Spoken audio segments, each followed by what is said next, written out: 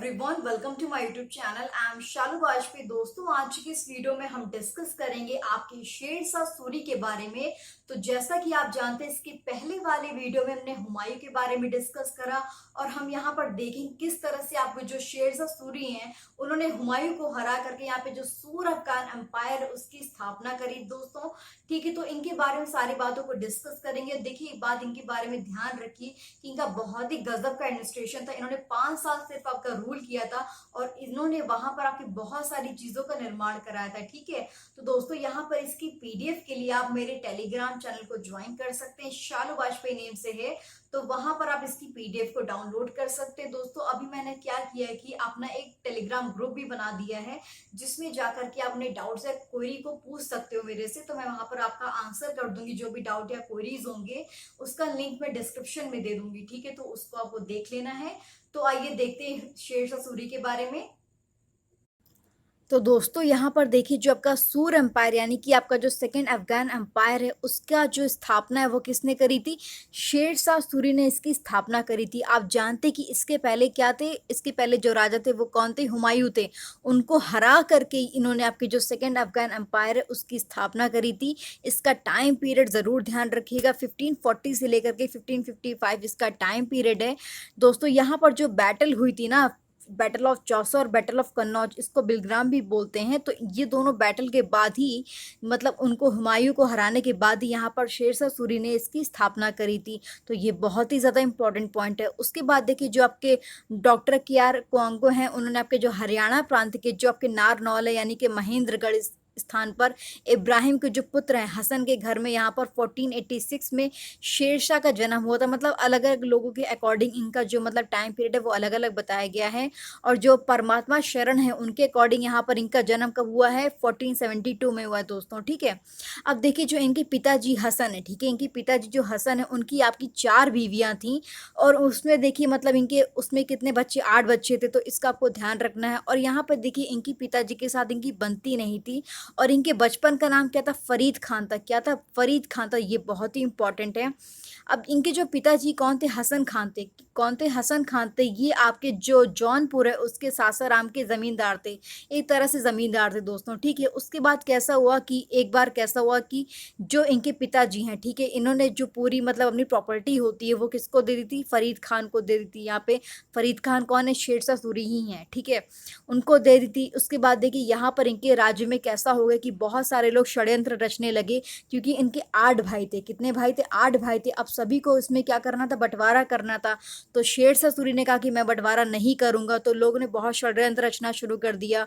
ठीक है, बहुत ही परेशानी क्रिएट करना शुरू कर दी थी। ठीक है, तो इस वजह से यहाँ पर ये जो मतलब कि फरीद खान यानी कि शेरशाह सूरी सबको छोड़ करके कहाँ चले गए थे? आपके आपके जो बाबर लोहानी है, ठीक है, जो बहार खान लोहानी है, उनके पास चले गए थे। ये आपके साउथ बिहार के राजा थे। ठीक है, साउथ बिहार के राजा थे। और दोस्तों, यहाँ पर जो इनकी बात है ना, फरीद ने आपकी एक बार जो शेर है उसको मतलब कि तलवार से मतलब एक ही बार में उसको मार दिया था। और इनकी बहादुरी से इतना खुश होकर के जो आपके बिहार के जो अफगान के शासक थे, कौन थे? सुल्तान मोहम्मद बहार खान लोहानी। ठीक है, उन्होंने इनको शेर खान की उपाधि दी थी।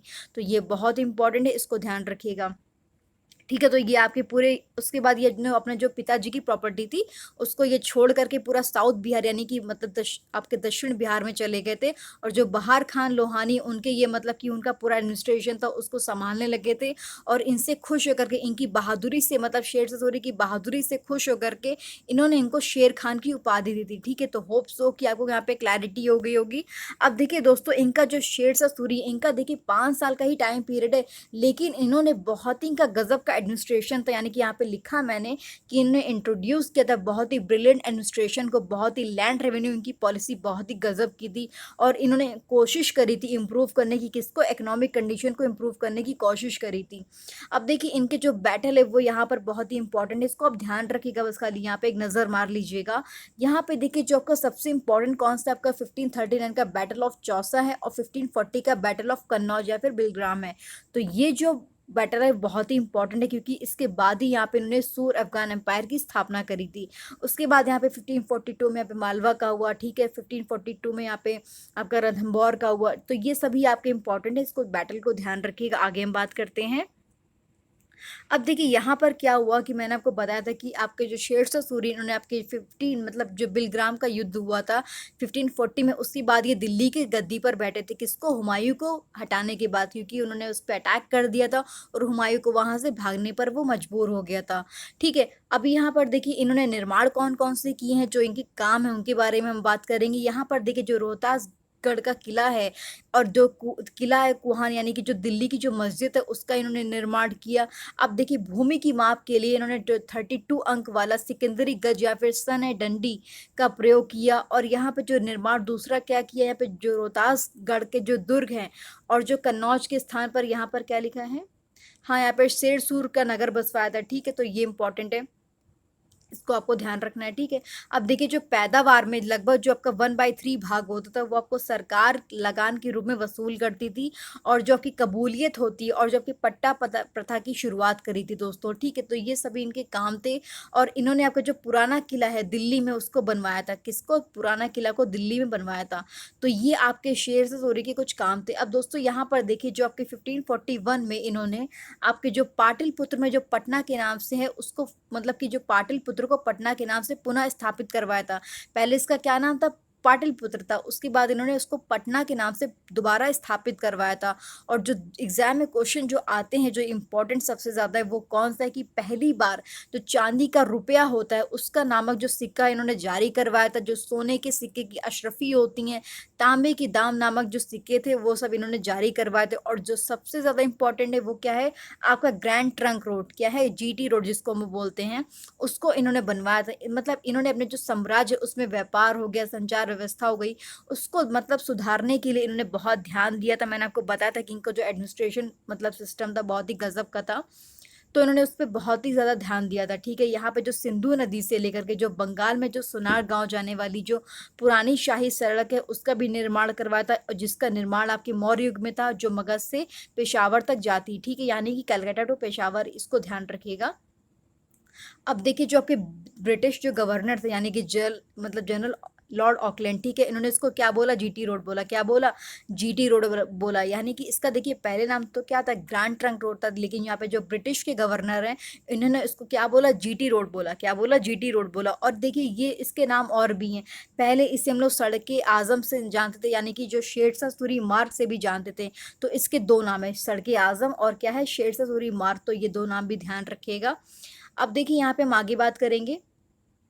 अब देखिए जो शेरशाह सूरी हैं इनकी जो मृत्यु है वो आपके जो कलिंजर के किले को जीतने के क्रम में 22 मई, कब, 22 मई 1545 में हो गई थी। और यहाँ पे उस वक्त कलिंजर के शासक कौन थे, कीरत सिंह थे। ठीक है, इनका जो मकबरा है वो आपके सासाराम के झील के जो बीच ऊंचे किले पर यहाँ पे निर्मित किया गया है दोस्तों। ठीक है, तो ये बात को आपको ध्यान रखना है। अब देखिए यहाँ पर कैसा हुआ कि मैंने आपको बताया था कि यहाँ पर इनकी 1545 में इनकी मृत्यु हो गई थी, इनकी मृत्यु हो गई थी। फिर इनके जो मतलब बेटे थे उन्होंने मतलब कि एडमिनिस्ट्रेशन को संभाला, लेकिन वो पूरी ठीक तरह से चला नहीं पाए थे। उसके बाद यहाँ पर फिर कौन आएंगे, आपकी हुमायूं आएंगे, मतलब हुमायूं फिर से अटैक करेंगे और उनका जो टाइम पीरियड होगा वो सिर्फ एक ही साल तक शासन करेंगे। मैंने यहाँ पे इसके पहले वाले वीडियो में हुमायूं के बारे में डिस्कस कर रहा था। उसके बाद यहाँ पे सीढ़ियों से गिर करके हुमायूं की भी मौत हो जाएगी, उसके बाद आपके अकबर आएंगे। ठीक है, तो ये आपको ध्यान रखना। उसके बाद हम लोग अकबर के बारे में बात करेंगे दोस्तों। अभी तक हमने जो भी चीज़ें पढ़ी हैं आपकी, उसमें देखिए आपके जो एग्जाम में क्वेश्चंस आए थे ना वो मैंने यहाँ पर लिख दिए हैं, जिससे कि आपको जो पूरा कॉन्सेप्ट है वो पूरा क्लियर हो जाएगा, आपको प्रॉब्लम नहीं होगा। ठीक है, यहाँ पे जो आपसे एग्जाम में सवाल पूछा गया था वो क्या था कि ग्रैंड ट्रंक रोड किसने बनवाया। तो अभी मैंने आपको बताया कि जो शेरशाह सूरी उन्होंने आपके ग्रैंड ट्रंक रोड को बनवाया था। अब देखिए दूसरा सवाल पूछा गया था कि एक रुपया नामक जो सिक्का है, ठीक है, उसको पहली बार किसने जारी करवाया था। तो इसका भी आंसर क्या है, शेरशाह सूरी। मैंने आपको बताया कि रुपया नामक जो सिक्का उसको पहली बार किसने जारी करवाया, शेरशाह सूरी ने करवाया। अब देखिए यहाँ पर जो शेरशाह की महानता का द्योतक क्या है, तो यहाँ पर देखिए जो ऑप्शंस आपको दे रखे वो क्या है, हुमायूं के विरुद्ध उसका विजय अभियान दोस्तों। ठीक है, दूसरा ऑप्शन यहाँ पर क्या, आपके जो श्रेष्ठ सैन्य नेतृत्व है उसके बारे में बात करिए, तीसरा क्या है प्रशासनिक सुधार है और चौथा क्या आपका धार्मिक सहिष्णुता है। तो यहाँ पर देखिए इसका जो करेक्ट आंसर है वो क्या होगा, सी होगा, यानी कि प्रशासनिक सुधार होगा। मैंने आपको बताया था कि यहाँ पर जो शेरशाह सूरी उनका जो एडमिनिस्ट्रेशन सिस्टम था बहुत ही गजब का था। इन्होंने आपके 5 साल में बहुत ही मतलब चीज़ों को अचीव कर लिया था, बहुत ही ज़्यादा चीज़ों का निर्माण किया था। तो इनके बारे में आपको ये बात ध्यान रखनी है। उसके बाद जो चौथा आपसे सवाल पूछा गया था वो क्या था कि शेरशाह द्वारा निर्मित जो ग्रैंड ट्रंक रोड है उसको पंजाब के किसके साथ जोड़ती। तो यहाँ पर जो उसका करेक्ट आंसर है वो क्या है आपका आगरा है। ठीक है, यहाँ पर आगरा लिखा हुआ है दोस्तों। यहाँ पर देखिए जो इनके द्वारा रोड बनवाई गई थी, जो पहली सड़क बनवाई गई थी, मैंने आपको बताया था कि वो आपके जो बंगाल में जो सुनार गांव है उससे आपके जो आगरा दिल्ली ठीक है वहां तक, और यहाँ पे लोहार से होती हुई सड़क जो है वो आपकी पंजाब तक जाती है।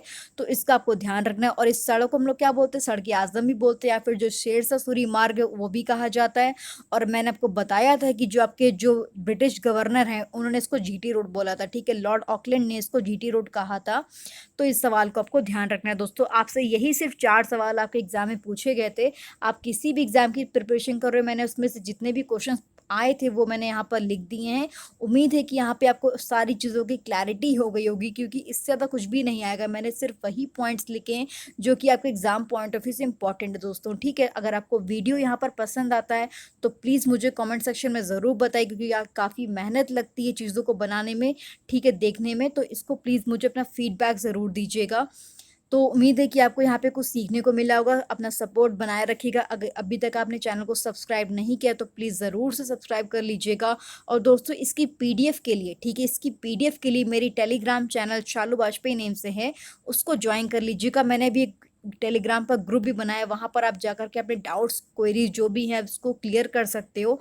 तो मैं इसका लिंक डिस्क्रिप्शन में दे दूँगी, आप वहाँ पर जाके ज्वाइन कर लीजिएगा। तो thank you so much, keep learning.